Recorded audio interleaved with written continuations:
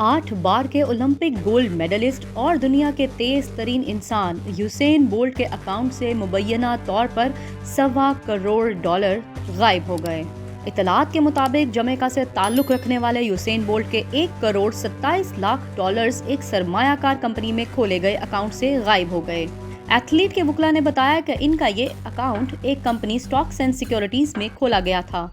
Bolt को हाल ही में पता चला कि इनके अकाउंट में महज $12,000 बाकी रह गए हैं। यूसेन बोल्ट का ये अकाउंट रिटायरमेंट और सेविंग्स के लिए खोला गया था। वकला के मुताबिक इस तरह की खबर किसी के लिए भी तकलीफ दे हो सकती है और यूसेन बोल्ट भी ये जानकर हैरान रह गए थे। जमैका के फाइनेंशियल सर्विसेज कमीशन ने 18 जनवरी को बताया कि स्टॉक्स एंड सिक्योरिटीज में मुबैना फ्रॉड की रिपोर्ट सुनकर मामले की जांच पड़ताल के लिए एक ऑडिटर को तैनात किया गया है। स्टॉक्स एंड सिक्योरिटीज की जानिब से इस हवाले से फिलहाल कोई रद्द-ए-अमल सामने नहीं आया। अलबत्ता इसकी वेबसाइट पर एक बयान मौजूद है जिसमें कहा गया कि हम सारिफीन की परेशानी को समझते हैं और हम इन्हें यकीन दिलाते हैं कि मामले का जायजा लिया जा रहा है।